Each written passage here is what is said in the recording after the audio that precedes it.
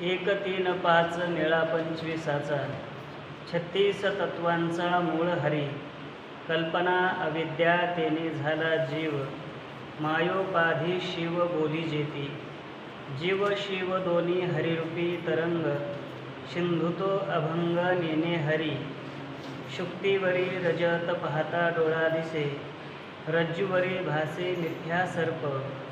हरिमुखी गाता हरपली चिंता, त्यानाही मागुता जन्म घेणे. क्षेत्र क्षेत्रज्ञाते जाणता ते ज्ञानी, एका जनार्दनी हरी बोला. हरिमुखी गाता हरपली चिंता, त्यानाही मागुता जन्म घेणे. प्रस्तुत सेवेकरिता निवडलेला अभंग हा श्री संत श्रेष्ठ शांती ब्रह्मनाथराय यांच्या हरिपाठ या ग्रंथातील 15व्या क्रमांकाचा अभंग असून, या अभंगातून श्री संत श्रेष्ठ नाथराय या संपूर्ण विश्वाला अधिष्ठान रूपाने असणारा जो परमात्मा आहे, तोच एक खरा आहे, तोच एक सत्य आहे. आणि त्याच्या व्यतिरिक्त जेवढे काही तत्वविलास आपल्याला डोळ्याने दिसतो, तर हा तत्वविलास कसा मिथ्या आहे बाकीचा, भगवान परमात्म्याच्या व्यतिरिक्त अनात्मवर्ग कसा मिथ्या आहे, त्याचं गोड वर्णन या अभंगामध्ये करतात. विश्वमाऊली भगवान ज्ञानोबराय, वैराग्य रागरसिक जगद्गुरु तुकोबराय, शांती ब्रह्मनाथ महाराज, प्रातस्मरणीय स्वानंद सुखनिवासी सद्गुरू जोग महाराज, वारकरी संप्रदायातील सकल संत मांदियाळी आणि वारकरी संप्रदायाचं परमाराध्य दैवत भगवान श्री विठ्ठल पांडुरंग परमात्मा तथा भगवान योगेश्वर यांच्या अपार दयेमुळे, अनुग्रहामुळे पुण्यसलीला गोदावरी मातेच्या तटकावरती साक्षात नाथ महाराजांच्या जलसमाधीच्या स्पंदनामध्ये भगवान योगेश्वरासमोर भव्य दिव्य या गीता मंदिरामध्ये आदरणीय प्रातस्मरणीय गुरुवरे बाबांच्या मार्गदर्शनाखाली चालत असलेला हा पुरुषोत्तम मासाच्या निमित्ताने अखंड हरिनाम उत्सव. आणि या उत्सवामध्ये आपली ही नाथरायांच्या हरिपाठ या ग्रंथावरील चिंतन सेवा. आज आपल्याला 15व्या क्रमांकाचा अभंग प्राप्त आहे. काल आपण गडबडीत म्हणा किंवा आपलं लक्ष नव्हतं म्हणून म्हणा, कालच्या अभंगाचे आपण नाम पाहिलेले नाहीत, बरोबर आहे ना. कितव्या क्रमांकाचा अभंग होता?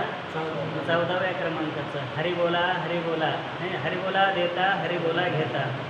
विश्वमाऊली ज्ञानोबरायांच्या हरिपाठाचा जर विचार केला तर 14व्या क्रमांकाचा कोणता अभंग आहे? समाधी हरीची समसुखी विन. याच्यामध्ये हरी हा शब्द किती वेळेस आलेला आहे?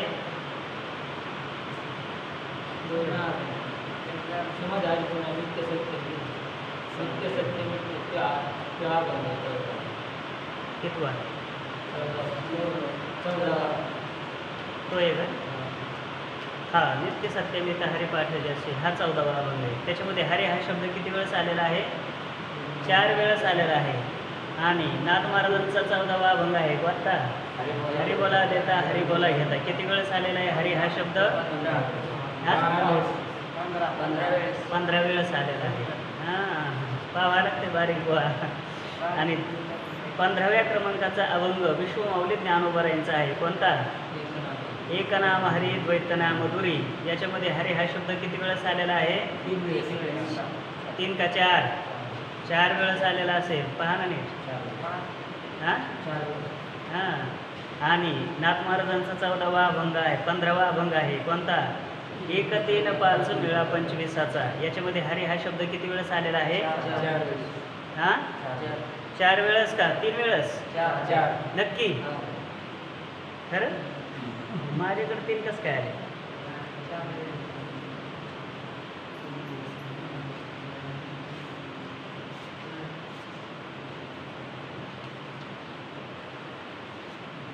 चार वेळेस आलेला, बरोबर आहे. 4 वेळेस आहे ना. अशा प्रकारे 4 वेळेस भगवान परमात्म्याचं नाम उच्चारण करून श्रीनाथराय या अभंगामध्ये भगवान परमात्म्याची सत्यता सांगतात. आणि तद्व्यतिरिक्त जेवढा काही तत्वाचा विलास आहे, हे तत्व कसे मिथ्या आहे त्याचं वर्णन करतात नाथ महाराज. या तत्वनिर्णयाच्या संबंधाने जर विचार केला तर फार मोठा तत्व विचार आहे हा. रात्रीच आपल्याला एक शब्द गेला, मायाकृत जेवढं काही जगत आहे याचं जर वर्णन करायला जर लागलं तर कोट ब्रह्मदेवाचं सुद्धा आयुष्य पुरणार नाही. अशा प्रकारचा हा मायाकृत जगताचा विचार आहे. जेवढे काही या जगामध्ये तत्व आहेत तर या तत्वाचा जर विचार करायला लागलं, तत्वाच्या संबंधाने जर विचार केला, चिंतन केलं, तर फार भिन्न भिन्न मतं आहेत तत्वाच्या संबंधाने. एक तत्व मानत नाही, सर्व एक तत्व मानत नाहीत, सर्व तत्व मानत नाहीत, आणि सर्व तत्व एक मानत नाहीत. अशा पद्धतीने तत्वाचा काय आहे, भिन्न भिन्न रूपाने प्रकार आहेत. तत्वाच्या संबंधाने फार कोणी 28 तत्व मानतात, कोणी 26 मानतात, कोणी 29 मानतात, कोणी 25 मानतात, कोणी 17 मानतात, कोणी 16 मानतात, कोणी अशा पद्धतीने अनेक प्रकारचे तत्वाच्या संबंधाने प्रकार आहेत.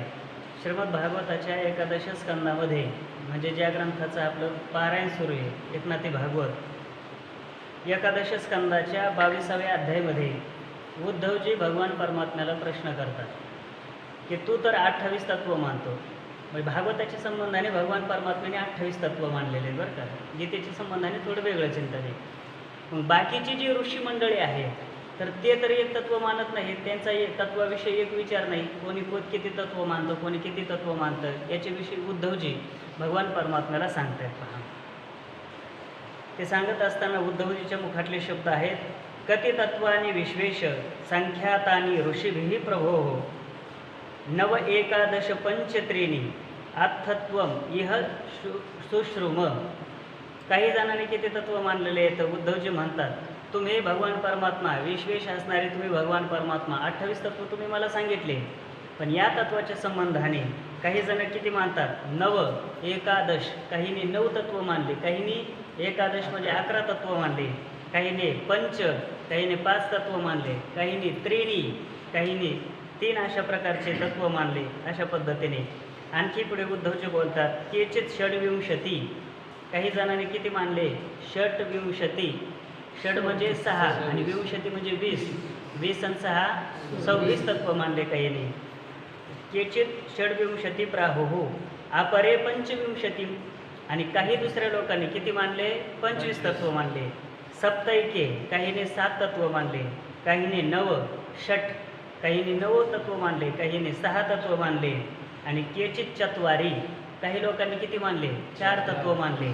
आणि अपरे एकादश, एकादश अपरे, काहींनी 11 तत्व मानले. अशा पद्धतीने आणखी सांगतात, केचित सप्तदश, 17 तत्व मानले काही जणांनी. प्राहु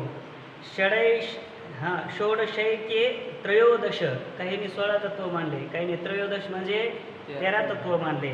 अशा पद्धतीने तत्वाच्या संबंधाने एक मत नाही, भिन्न भिन्न रूपाने वेगवेगळ्या पद्धतीने काय मानलेले येतं, तत्व मानलेले येतं. त्याचं गोड वर्णन नाथरायांनी केलेलं आहे. ज्याचे मते जैसे ज्ञान तो तैसे करी तत्व व्याख्यान, या हेतू बोलती ब्राह्मण ते सत्य जाण उद्धवा. ज्याचं जसं ज्ञान असेल, नाथराय म्हणतात, तशा पद्धतीने तत्वसंख्या त्यांनी मानून टाकली.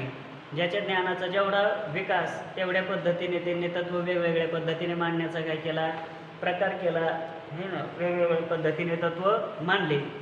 आपल्या आपल्या याच्यामध्ये देखील ज्ञानोबाराय असतील, नाथराय असतील, बाकीचेही संत असतील, त्यांनी देखील तत्वसंख्या मानलेली आहे. हरिपाठाच्या संबंधाने विश्वमाऊली ज्ञानोबारायांचे शब्द आहेत का नाही, 7 5 3 दशकांचा मेळा, एकतत्वी कळा दावे हरे. 7 5 3 हे काय येतं, तत्वच आहेत ना सगळे. कोणी 7 तत्व मानतं, कोणी 5 तत्व मानतं, कोणी 3 तत्व मानतं. अशा पद्धतीने हे तत्व मानण्याची परंपरा आहे. तर काहींनी किती तत्व मानलेले आहेत, काहींनी किती, पण अशा पद्धतीचे हे जे तत्व आहेत, तर श्रीमद भगवद्गीतेच्या अनुसरून नाथरायांनी जे तत्वसंख्या सांगितली, तर ती किती सांगितलेली आहे, 36 तत्वांची संख्या सांगितलेली आहे. याचं वर्णन करत असताना नाथ महाराज अभंगाच्या पहिल्या चरणामध्ये वर्णन करतात, 1 3 5 मेळा 25चा 36 तत्वाचा मूळ हरी. किती येतं तत्व, नाथ महाराज 36 तत्व मानतात. हे जे नाथ महाराजांचं म्हणणं आहे, तर हे श्रीमद भगवद्गीतेच्या मला वाटतंय कितवा अध्याय, 14वा आहे का 17वा आहे. महाभूतान्यहंकारो बुद्धिरव्यक्तमेव च इंद्रियाणि दशेकं च पंचचेंद्रिय गोचराः इच्छा द्वेष समुत्थेन इच्छा द्वेष सुखम दुःखम संघातश्चेतना धृतिः एतत् क्षेत्रम समासेन 13वा अध्याय असला पाहिजे. एतत् क्षेत्रम समासेन सविकार मुदाहृतम. अशा प्रकारचं श्रीमद भगवद्गीतेच्या संबंधाने किती तत्व आहेत, हां 36 तत्व आहेत. महाभूतानि अहंकार बुद्धिरव्यक्तमेव च इंद्रियानि दशैकं च पंचचेंद्रिय गोचराः. हे सगळं मुळात पाहून घेणे फार मोठे तत्व येत आहे ना.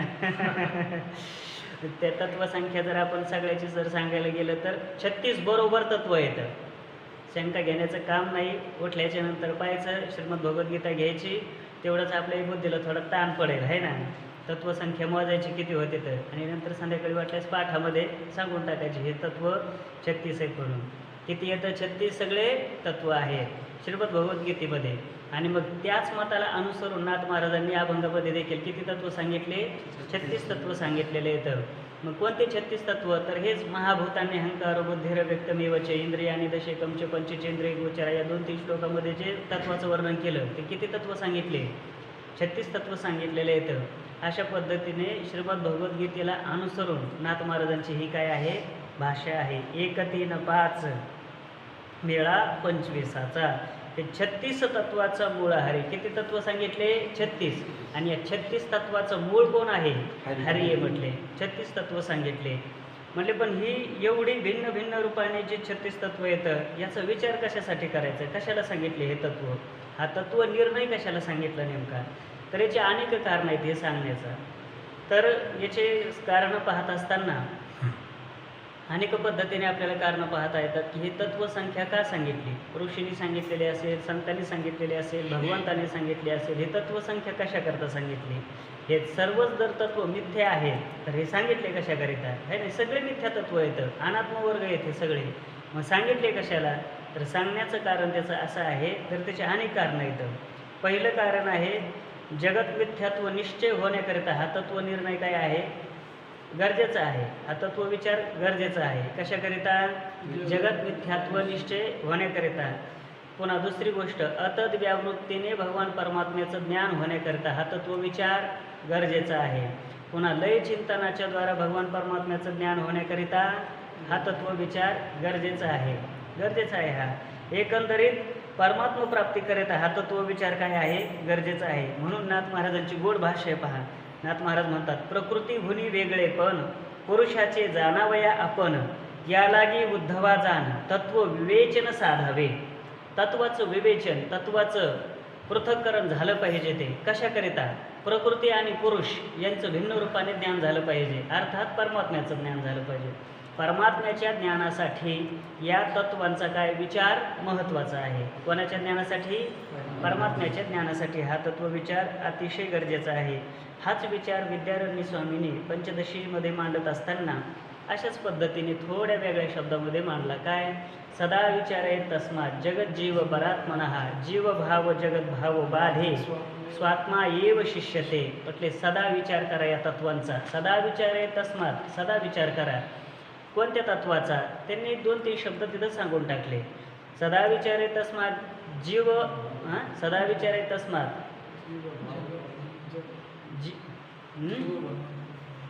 सांगा आता. सदा विचारे तस्मात काय पुढे? जीव परात्मनः जीव भाव जगत भाव बाधे स्वात्मा एव शिष्यते. जगताचा विचार सांगितला, जीवाचा विचार सांगितला, परमात्म्याचा विचार सांगितला. आणि हा सर्व विचार कशासाठी सांगितला? जगत भावाचा आणि जीव भावाचा बाध झाला पाहिजे. आणि स्वात्मा एव शिष्यते, स्वात्मा आपला आत्मतत्व शिल्लक राहिलं पाहिजे खाली. याच्याकरिता हा तत्व निर्णय सांगितला. म्हणून तत्व विचार करायचा कशासाठी? आत्मप्राप्तीसाठी, भगवान परमात्म्याच्या प्राप्तीसाठी, आपल्या स्वस्वरूपाच्या प्राप्तीसाठी हा तत्व विचार सांगितलेला आहे. म्हणून हा तत्व विचार अतिशय महत्त्वाचा आहे. म्हणून नाथ महाराजांची भाषा आहे काय? 1 3 5 मेळा 25चा 36 तत्वांचा मूळ हरी. वास्तविक जर पाहिलं ना तर हे जे 36 तत्व आहेत ना यांना व्यावहारिक दृष्ट्या तत्व म्हणायचं. पारमार्थिक दृष्टीने खरं एकच तत्व आहे. कोणतं? ब्रह्मचैतन्य. बाकीचे तत्वच नाही. म्हणून तत्वज्ञ जे पुरुष आहेत, ज्या तत्वाला जाणणारे पुरुष जे आहेत, तर ते इतर तत्व मानत नाहीत. ते एकच तत्व मानतात, फक्त परमात्मरूपी ब्रह्मतत्व एवढंच मानतात. त्यांचे वर्णन करत असताना असं केलं, वदंती तत्त्वविदः तत्वं यज्ञानम अद्वयम ब्रह्मेती परमात्मेती भगवानिती शब्देते.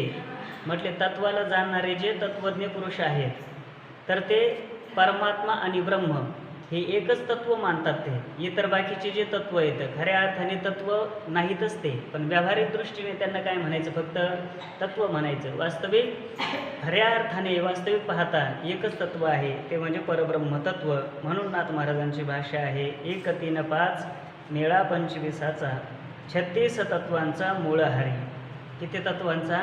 36 तत्वांचा. अनेक प्रकारचे तत्व सांगितले जातात.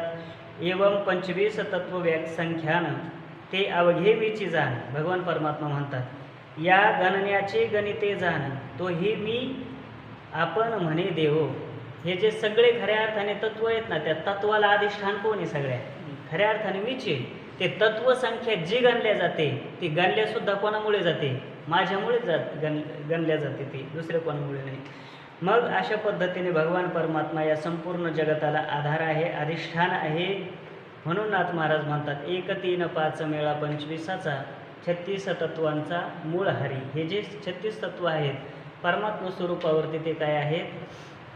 अध्यस्थ आहेत. आणि याला अधिष्ठान रूपाने एक परमात्माच आहे. म्हणून तोच परमात्मा एक खरा आहे, बाकीचे सर्व खऱ्या अर्थाने ते खरे नाहीत.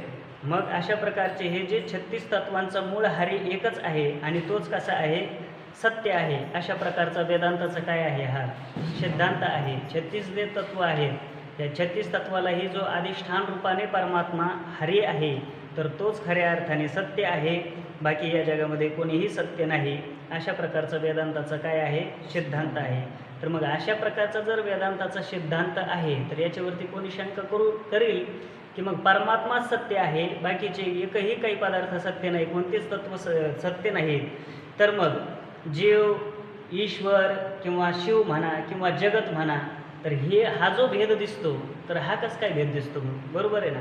एक परमात्मा जर आहे तर जगत दिसायला नाही पाहिजे, जीव दिसायला नाही पाहिजे, शिव दिसायला नाही पाहिजे, म्हणजे ईश्वर सुद्धा नसायला पाहिजे. आहे कोण? एकच परमात्मा आहे म्हटले. मग हे जे दिसतंय भिन्न भिन्न रूपाने, तर ते का दिसतं? तर भिन्न भिन्न रूपाने ते दिसण्याचं कारण काय आहे नेमकं? वास्तविक पाहता परमात्मा एकच आहे, तरी जीव, शिव इत्यादी उपाधीने तो वेगवेगळा का दिसतो? तर याचं कारण आहे. याचं कारण सांगत असताना नाथ महाराज अभंगाच्या 2ऱ्या चरणामध्ये सांगतात, वास्तविक चैतन्य एकच आहे, ब्रह्मचैतन्यच आहे, पण त्याला अविद्या उपाधी लागली, माया उपाधी लागली, म्हणून त्याला नाव प्राप्त झाले. कल्पना अविद्या तेने झाला जीव, मायोपाधी शिव बोली जेती. चैतन्य वास्तविक पाहता एकच आहे, पण त्याला अविद्या उपाधी लागली की त्याला नाव कोणतं येतं? जीव. आणि माया उपाधी लागली की त्या चैतन्याला नाव कोणतं येतं? ईश्वर नाव येतं, आहे ना. म्हणून जीवाची व्याख्या करत असताना अशी केलेली आहे, अंतकरणाधिष्ठान चैतन्य किंवा बुद्धी घ्या. त्या अंतकरणामध्ये किंवा बुद्धीमध्ये चैतन्याचं प्रतिबिंब, आभास मिळून काय होतो? जीव होतो. आणि तशाच पद्धतीने ईश्वर चैतन्याची व्याख्या तिचे अधिष्ठान ब्रह्म, बरोबर आहे ना. माया आणि मायेमध्ये चैतन्याचं प्रतिबिंब, चैतन्याचा आभास, याला मिळून हे तिघं मिळून काय होतो? ईश्वर होतो.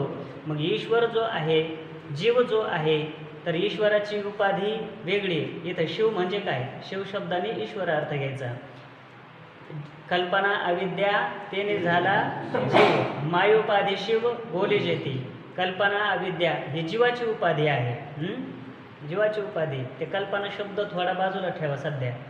अविद्या उपाधी ही जीवाची आहे आणि माया उपाधी ईश्वराची आहे. अविद्येमुळे चैतन्याला कोणता भाव प्राप्त झाला? जीव भाव प्राप्त झाला. आणि मायेमुळे चैतन्याला कोणता भाव प्राप्त झाला?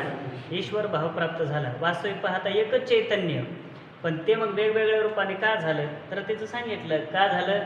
उपाधी वेगवेगळी लागली. जसं चंद्रबिंब किंवा सूर्यबिंब आकाशामध्ये एकच असतं, पण खाली जर 100 घट जर ठेवले, 50 घट जर ठेवले, तर ते त्या उपाधीमुळे ते तेवढं त्याच्यामध्ये काय होतं? प्रतिबिंब पडून जातं त्याच्यामध्ये.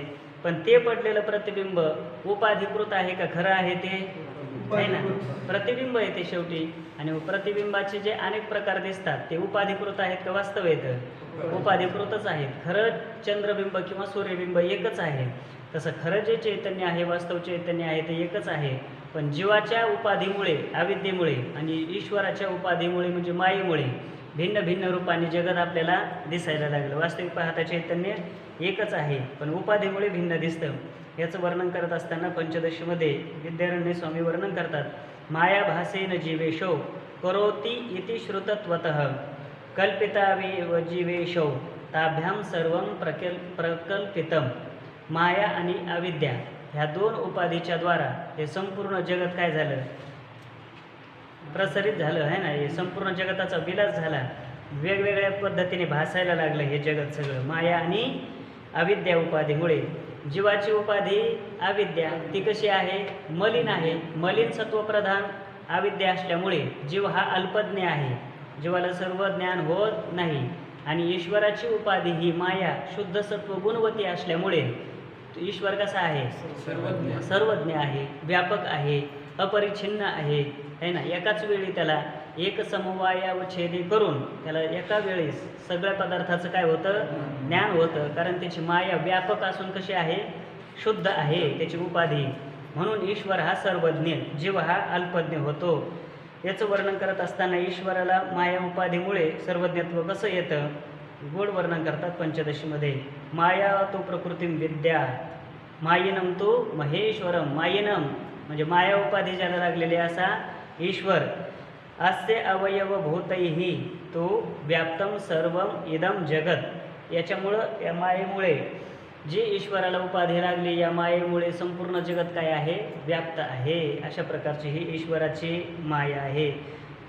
अविद्या उपाधी कोणाची, जीवाची. आणि ईश्वराची कोणती उपाधी, अविद्या उपाधी मलिन असल्यामुळे जीवाच्या ठिकाणी देहाच्या ठिकाणी आत्मभ्रांती आहे. जीवाला देहात्म भ्रांती आहे, देहाच्या ठिकाणी आत्मभ्रांती आहे. मी करता, मी भोगता, अशा पद्धतीने मी जन्म मरण धर्मवान, मी कर्म करणारा, मी त्या फलाचा भोगता, अशा पद्धतीने अनेक प्रकारची त्याला काय आहे, भ्रांती आहे. ईश्वराला ही भ्रांती नाही, कारण त्याची माया कशी आहे, शुद्ध सत्वगुण प्रधान असल्यामुळे. मग अशा प्रकारची ही ईश्वराला माया उपाधी आणि जीवाची उपाधी कोणती, अविद्या उपाधी. मग अविद्या उपाधीमुळे जीव भावाला प्राप्त झालं चैतन्य, माया उपाधीमुळे ईश्वर भावाला. म्हणून नाथ महाराज म्हणतात कल्पना अविद्या तेने झाला जीव, मायोपाधी शिव बोली जेती. आता इथं कल्पना एक शब्द आहे मध्ये, बरोबर आहे ना, आहे ना. या कल्पनेविषयी थोडी कल्पना करू. कल्पना हा शब्द आलेला आहे. मग इथं कल्पना, जीवाची उपाधी काय आहे, अविद्या. ईश्वराची उपाधी माया आहे. मग ईश्वराची उपाधी माया, जीवाची उपाधी अविद्या असेल तर मग कल्पना हा शब्द कशासाठी घातला आहे, तर हा कल्पना हा जो शब्द आहे ना, तर याचे दोन पद्धतीने अर्थ होतात बरं का.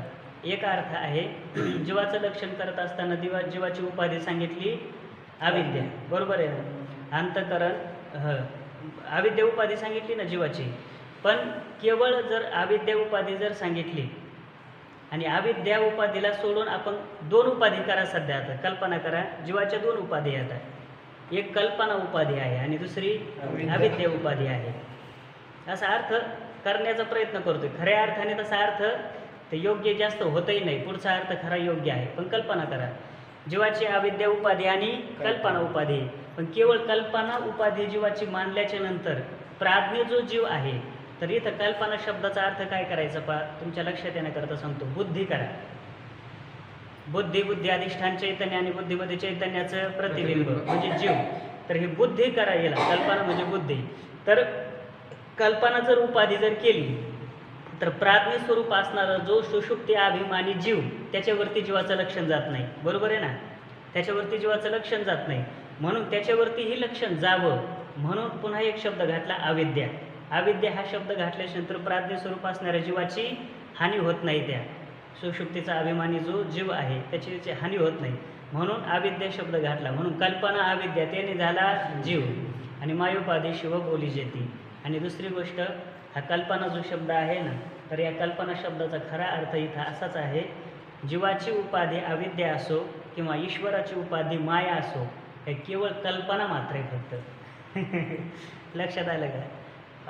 जीवाची उपाधी अविद्या आणि ईश्वराची उपाधी सुद्धा माया काय आहे, फक्त कल्पना मात्र. इदम जगत संपूर्ण हे काय आहे, फक्त कल्पना आहे. म्हणून ती ईश्वराची उपाधी असो वा मायेची उपाधी असो, दोघाची उपाधी असो, दोघाची उपाधी जरी असली तरी ती काय आहे, फक्त कल्पनाच आहे. म्हणून अविद्या उपाधीने युक्त कोण? जीव. आणि माया उपाधीने युक्त कोण? ईश्वर. या दोघांच्याही उपाध्या काय आहेत?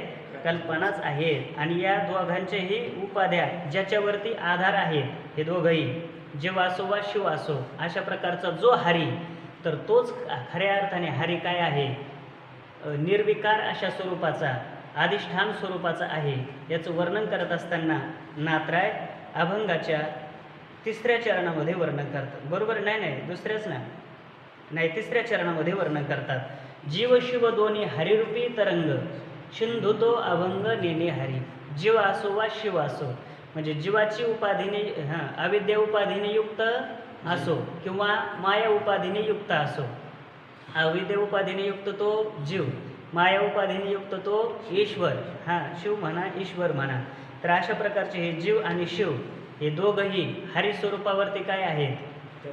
तरंग आहेत. जसं समुद्राचं वर्णन करत असताना कसं केलेलं आहे? समुद्र हा अथांग असतो, गंभीर असतो बरं का. पण त्याच्यावरती ज्या लाटा येतात ना, त्या लाटेमध्ये 2 प्रकार येतात. काही लाटा लहान येतात तर काही लाटा मोठ्या येतात. समुद्रावरची लहान लाट म्हणजे जीव आहे आणि समुद्रावरची मोठी लाट म्हणजे कोण? शिव आहे ना. जीव शिव दोन्ही हरिरूपी तरंग. आणि समुद्र कोणता? हे जर रूपक जर घटवायचं जर असेल तर हरिरूपी समुद्रावरती छोटी लाट म्हणजे जीव आहे आणि मोठी लाट म्हणजे ईश्वर आहे, शिव आहे, हे ना. म्हणून जीव शिव दोन्ही हरिरूपी तरंग. पण सिंधू तो अभंग नेणे हरी. जसे लहानही लाट येऊ द्या, मोठीही लाट येऊ द्या, पण सिंधू म्हणजे समुद्र बरं का.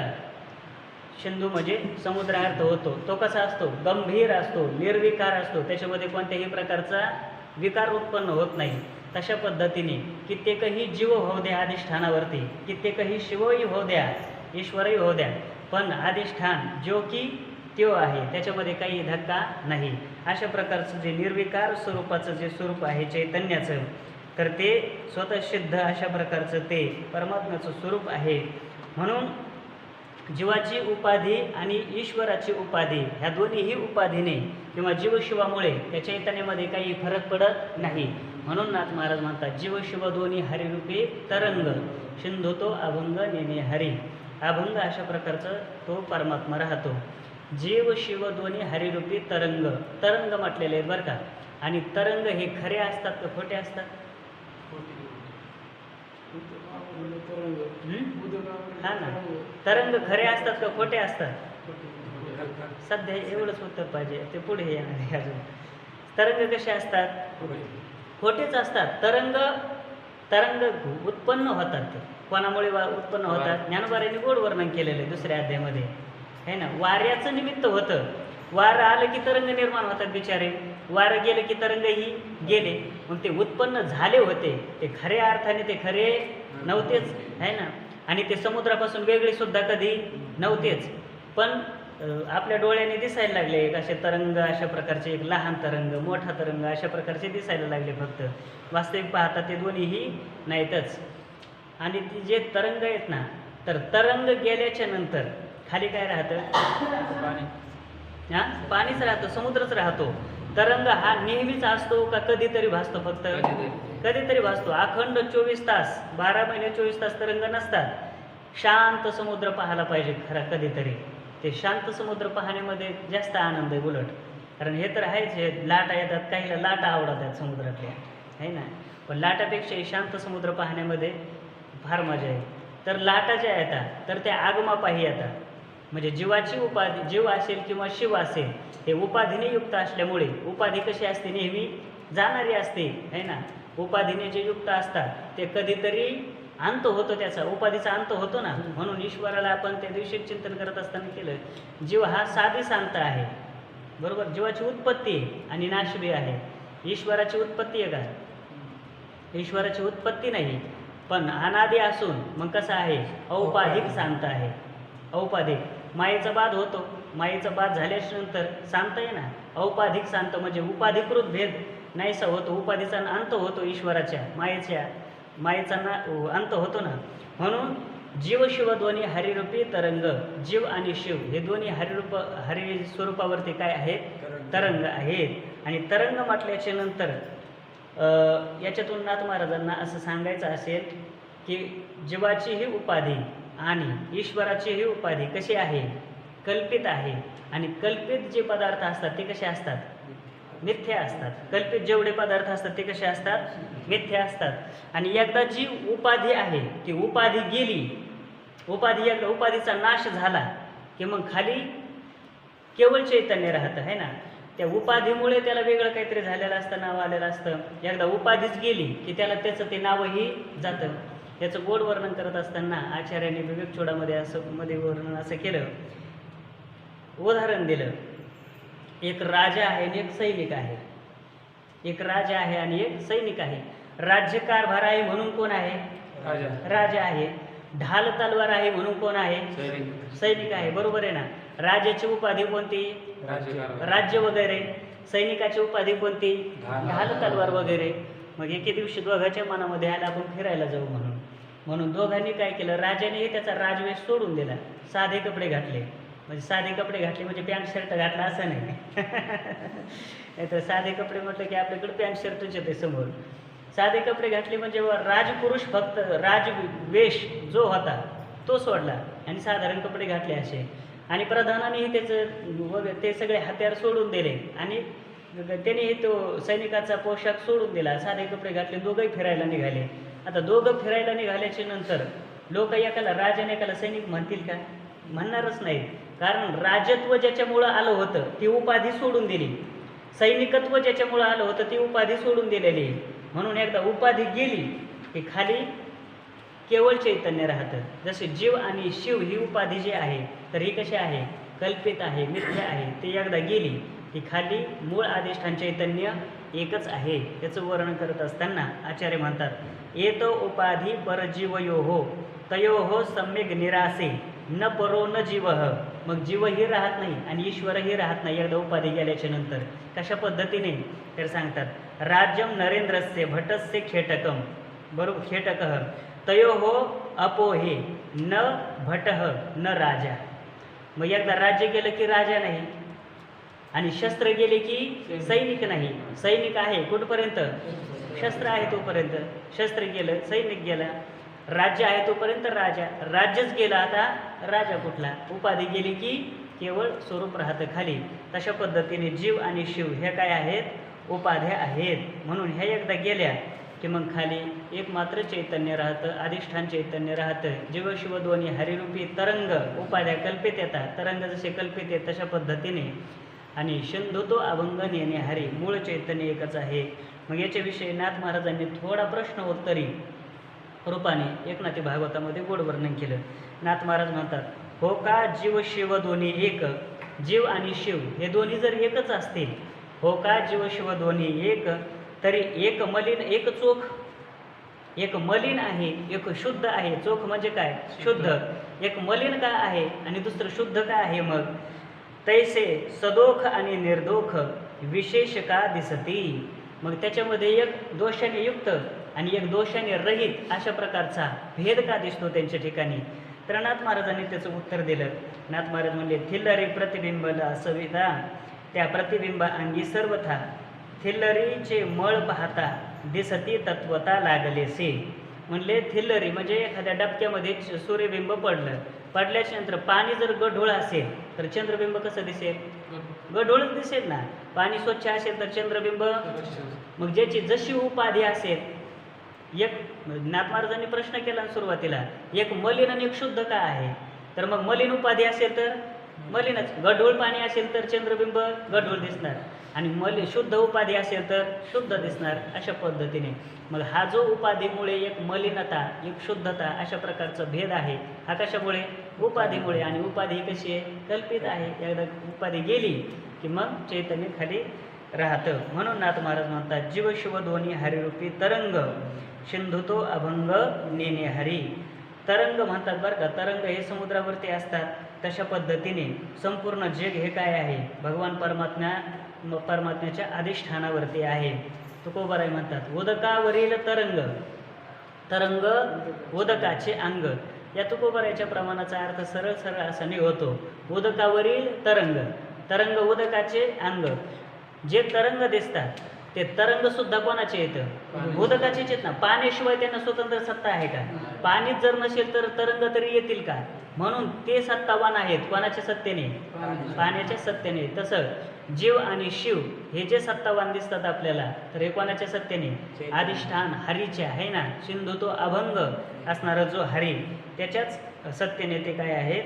सत्तावान आहेत. एकमात्र हरीच मग काय आहे? सिंधू तो अभंग नेने हरी. तो भगवान परमात्माच खऱ्या अर्थाने खाली राहतो, अधिष्ठान रूपाने राहतो. आणि हा जो सर्व व्यवहार होतो आणि हा सर्व माझ्यावरती व्यवहार होतो, हे सुद्धा त्या अधिष्ठान चैतन्याला काही माहिती नसतं. माझ्यावरती एक जीव उपाधी आहे, माझ्यावरती एक शिव उपाधी आहे, अशा प्रकारचं हे सुद्धा ज्ञान त्या चैतन्याला नसतं, आहे ना. हे सुद्धा आता समुद्राला माहीत आहेत का? तरंग आपल्याला दिसतात, एक तरंग लहान एक तरंग मोठा. पण समुद्राला जर जाऊन विचारलं, म्हणजे समुद्र महाराज तुमच्यावरती काय काय काय तरंग लहानाला येतं, काही काही तरंग मोठ्याला येतं, काय गोड सुंदर रम्य अशा प्रकारचं ते दृश्य दिसतंय. समुद्र म्हणेल काय काय म्हणजे तुम्ही तरंग तरंग कसे असतात? आम्हाला तर काही तरंग माहिती नाही. जसं सूर्याला अंधकार माहिती नाही.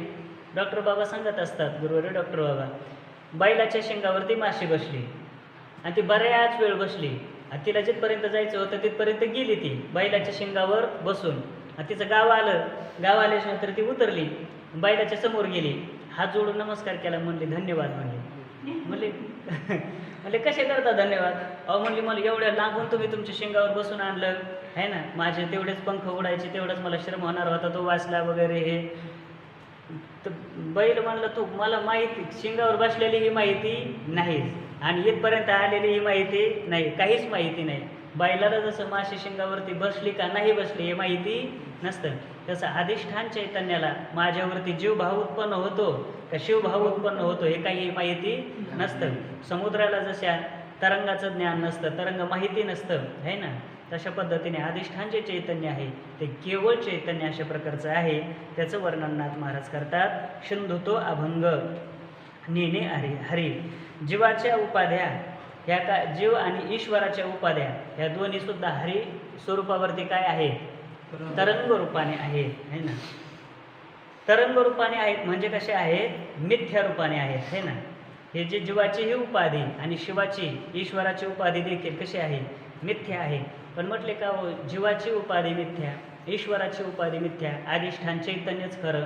पण आम्हाला असं काहीतरी एखादा दृष्टांत देऊन सांगा ना की त्याच्यामध्ये जीव शिवाच्या उपाध्या आम्ही मिथ्या मानू आणि अधिष्ठान चैतन्याला सत्य मानू, असं काहीतरी आम्हाला सांगा. तर याचं सांगत असताना नाथराय अभंगाच्या 4थ्या चरणामध्ये सांगतात, शुक्तिवरी रजत, बरोबर आहे ना, शुक्तिवरी रजत पाहता डोळा दिसे, रज्जुवरी भासे मिथ्या सर्प. शुक्तिवरी रजत पाहता डोळा दिसे. शुक्ती माहिती आहे ना, शुक्ती म्हणजे शिंपला आणि रजत म्हणजे चांदी. मग आपण जर वाळवंटामध्ये उन्हाळ्याच्या पहाऱ्यामध्ये, त्याला चैत्र वैशाखाचा महिना घ्या, आता जर गेलो तर चमकणार नाहीत बिचारे, आहे ना, आपले कपडे जास्त चमकते राहतात त्याच्यापेक्षा. उन्हाळ्याच्या दिवसामध्ये जर गेलो तर आपण, तर त्या उन्हाळ्याच्या दिवसामध्ये चैत्र वैशाखाचा महिना असावा, वाळवंटामधून आपण फिरता फिरता काय ते शिंपलं पडलेलं असतं कुठंतरी आणि मग ते असं चम चम चम चम चमकतं. कशामुळे? उन्हामुळे. मग ते चमकतं ते आहे काय? ते शिंपला, शुक्ती आहे ती. पण लांबून पाहिल्याच्या नंतर असं वाटतं की हे चांदी आहे, त्याच्यावरती भ्रम होतो. कशाचा? चांदीचा. शुक्तीवरी रजत पाहता डोळा दिसे, दिसतं ते बरं का डोळ्याने. आता पुढे पहा शब्द आहे, रज्जुवरी भासे मिथ्या. हा मिथ्या आहे ना, हा मिथ्या शब्द मागे ओढून घ्या. शुक्तीवरी रजत पाहता डोळा दिसे, पण ते कसं आहे? मिथ्या. शुक्तीवरती दिसणारं रजत दिसतं डोळ्याने, पण कसं आहे? ते मिथ्या आहे. मग ते मिथ्या आहे हे जोपर्यंत ज्ञान होत नाही तोपर्यंत मात्र ते सत्यच वाटतं ना. स्वप्नामध्ये स्वप्न खरं वाटतं का खोटं वाटतं? खरंच वाटतं. जागृतीमध्ये आल्याच्या नंतर स्वप्न खोटं वाटतं, हा विषय स्वतंत्र आहे. पण स्वप्नामध्ये मात्र स्वप्न कसं वाटतं? खरंच वाटतं. आणि स्वप्नामध्ये जोपर्यंत आपल्याला स्वप्न खरं वाटतं तोपर्यंत समजायचं. डॉक्टर बाबा सांगत असताना आपण अज्ञानीचे तोपर्यंत समजायचं. आणि ज्या दिवशी आपल्याला स्वप्नामध्ये सुद्धा स्वप्न खोटं वाटेल त्या दिवशी समजायचं पूर्ण ज्ञान झालेलं आहे. हे फलबल कल्पने आहे ना. हे असं जर झालं तर असं, समजायचं. तर चला, तर शुक्तीवरील रजत पाहता डोळा दिसे. रजत दिसतं शुक्तीवरती, पण ते कसं आहे, मिथ्या आहे. पण हे कळत नाही. भ्रम झाल्याच्या नंतर पहा ना, तोडीला परिसू बांधीला गळा. कशामुळं? शुक्ती का लाभे. याला शुक्तीवरची रजत पाहिलं याने, पण हे मिथ्या रूपाने कळालं का सत्य रूपाने? सत्य रूपाने कळालं. म्हणूनच तर परीस टाकून दिला, त्याच्या पाठीमागं लागला शुक्ती का लाभे म्हणून. शुक्ती का मला प्राप्त होईल, ते रजत मला प्राप्त होईल म्हणून तिकडं पळायला लागला. म्हणून अशा प्रकारचं शुक्तीवरील रजत पाहता डोळा दिसे. आणि पुढे म्हणतात महाराज, रज्जूवरी भासे मिथ्या सर्प. रज्जूवरती जो सर्प प्रतीतीला येतो मंद अंधकारामध्ये, रज्जूवरती सर्प हा निबिड अंधकारामध्ये बी प्रतीतीला येत नाही, स्पष्ट प्रकाशामध्येही प्रतीतीला येत नाही. मग प्रतीतीला येत नाही का? कधी कधी येतो. कधी येतो? मग मंद अंधकारामध्ये आहे ना, झावळं झावळं ज्याला म्हणतात, दिवस मावळून अंधार गडद पडलेला नाही, अशी जी मधली सांज अवस्था आहे ना, त्या सांज अवस्थेमध्ये रज्जूवरती काय होतं? आपल्याला सर्प प्रतीतीला येतो, सर्पभ्रम होतो. असतानाही रज्जूवरती जो सर्पभ्रम होतो ना माणसाला, रज्जूवरती सर्पभ्रम होतो. तर मंद अंधकारामध्ये आहे रज्जू, पण दिसतो सर्प. भ्रम झाला. मग भ्रम झाल्याच्या नंतर मनुष्य तिथून पळायला लागतो वगैरे सगळं होतं. याचं गोड वर्णन तुकोबराने एका अभंगामध्ये केलं. तुकोबराय म्हणतात, एका माणसाने हातामध्ये एक सापासारखं घेतलं, हातामध्ये सापासारखं घेतलं, आणि जे नेंतं लेकरू होतं, लहान लेकरू होतं किंवा नेंता माणूस म्हणा, त्याला ते साप म्हणून भेडसावलं. त्याला काय केलं? साप म्हणून भेडसावलं, त्याला भीती दाखवली. ते घाबरलं थोडं. पण ज्यावेळेस याच्या हातामध्ये हा साप नसून दोरी आहे असं त्याला ज्ञान झालं, त्यावेळेस दोघंही आनंदित झाले. याला तर माहितीच होतं, पण ज्याला माहिती नव्हतं हा साप नाही म्हणून, आहे ना, बरोबर आहे ना, दोरी नाही म्हणून, बरोबर आहे. हां, साप का दोरी? साप नाही. साप नाही म्हणून कसं हो? हां, म्हणजे साप आहे म्हणून त्याला माहिती होतं, दोरी म्हणून माहिती नव्हतं. पण ज्यावेळेस दोरी रूपाने कळाली, त्यावेळेस मात्र दोघंही काय झाले? आनंदी झाले. तुकोबराय म्हणतात, रज्जू धरून या हाती भेडसा विली नेनती. हातामध्ये रज्जू धरली, आणि जे लहान म्हणा किंवा अज्ञानी म्हणा त्यांना काय केलं? भीती दाखवली. कळो येता चित्ती. मग त्यावेळेस ज्यावेळेस त्या रज्जूचं ज्ञान झालं, दोरीचं ज्ञान झालं, तर मग काय झालं? तर म्हणतात, दोरी दोघा सारखी. दोघांना सुद्धा काय दिसायला लागली? आता दोरीच दिसायला लागलेली आहे. पहिल्याला तर दिसतच होती, पण आता दुसऱ्याला सुद्धा दोरी रूपाने दिसायला लागलेली आहे. पण हे जे ज्ञान आहे, समजा शुक्तीवरती दिसणारं रजत आणि रज्जूवरती भासणारा सर्प, कसं आहे ज्ञान? हे मिथ्या आहे ना. शुक्तीवरी रजत पाहता डोळा दिसे, रज्जूवरी भासे मिथ्या सर्प. शुक्तीवरचं रजत मिथ्या आहे, रज्जूवरचा सर्प मिथ्या आहे. अशा प्रकारचा, कारण हे भ्रमरूप ज्ञान आहे. शुक्तीवरती रजत किंवा रज्जूवरती सर्प हे कोणतं ज्ञान आहे? भ्रमरूप ज्ञान आहे. ज्ञानाचे प्रकार करत असताना एक प्रमाद ज्ञान आणि दुसरं अप्रमाद ज्ञान, असे दोन भेद केलेले आहेत. किती भेद केलेले आहेत? दोन. पुन्हा त्या प्रमाद ज्ञानाचे 6 भेद केलेले आहेत. प्रमाद ज्ञानाचे किती? 6 भेद केलेले आहेत. कोणते कोणते? प्रत्यक्ष, अनुमान, शब्द, उपमान, अर्थापत्ती, अनुपलब्धी, अशा प्रकारचे हे 6 भेद केलेले आहेत. कोणत्या ज्ञानाचे? प्रमाद ज्ञानाचे. मग प्रत्यक्ष प्रमाणापासून उत्पन्न होणारं कोणतं ज्ञान? प्रत्यक्ष प्रमाण आहे ना. प्रत्यक्ष प्रमाणापासून प्रत्यक्ष प्रमाण, अनुमान प्रमाणापासून अनुमिती प्रमाण, उपमान प्रमाणापासून उपमिती प्रमाण, शब्द प्रमाणापासून शाब्दी प्रमाण, अर्थापत्ती प्रमाणापासून अर्थापत्ती प्रमाण, आणि अनुपलब्धी प्रमाणापासून अभाव प्रमाण. अशा प्रकारचं काय होतं? हे ज्ञान उत्पन्न होतं. पण हे ज्ञान कोणतं आहे? प्रमाद ज्ञान आहे. ज्यावेळेस शुक्तीवरती रजत दिसतं किंवा रज्जूवरती सर्प दिसतो, हे प्रमाद ज्ञान नाही आहे. मग हे कोणतं आहे? भ्रमज्ञान आहे, अप्रमाद ज्ञान आहे. मग या अप्रमाद ज्ञानामध्ये 2 प्रकार केलेले आहेत. कोणकोणते? यथार्थ अप्रमा आणि अयथार्थ अप्रमा. बरोबर आहे. यथार्थ अप्रमा म्हणजे जे ज्ञान व्यवहारामध्ये बाधित होत नाही, पण कोणत्याही प्रमाणापासून उत्पन्न झालेलं नाही, असं जे ज्ञान आहे ते यथार्थ अप्रमा. बाधित होत नाही म्हणून यथार्थ आहे, आणि कोणत्याही प्रमाणापासून उत्पन्न झालेलं नाही म्हणून काय आहे? अप्रमा आहे. म्हणून यथार्थ अप्रमा. असं कोणतं ज्ञान? सुखदुःख इत्यादी ज्ञान. आणि दुसरं ज्ञान आहे अप्रमाचं ज्ञान. दुसरा प्रकार अप्रमा ज्ञानाचा दुसरा प्रकार कोणता? अयथार्थ अप्रमा. अयथार्थ अप्रमा म्हणजे जे व्यवहारामध्ये बाधित होणार आहे आणि कोणत्याही प्रमाणापासून उत्पन्न झालेलं नाही. अयथार्थ म्हणजे बाधित होणार आहे आणि अप्रमा म्हणजे प्रमाणापासून झालेलं नाही. असं जे ज्ञान आहे त्या ज्ञानामध्ये कोण कोण येतात?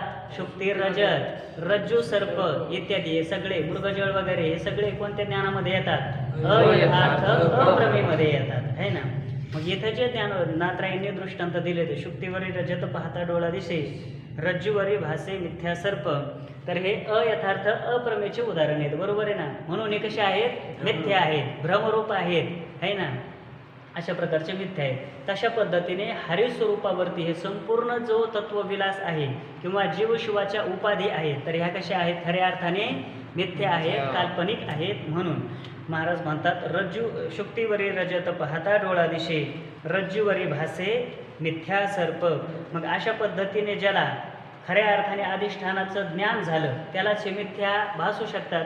ज्याला शुक्तीचं अधिष्ठान शुक्तीचं ज्ञानच झालं नाही त्याला रजत मिथ्या दिसेल का? मिथ्या वाटणार नाही त्याला. ज्याला अधिष्ठान रज्जूचं ज्ञान झालं नाही त्याला सर्प मिथ्या वाटेल का? वाटणार नाही. सर्प आणि शुक्ती रजत हे मिथ्या वाटेल केव्हा? अधिष्ठानाचं ज्ञान होईल तेव्हा.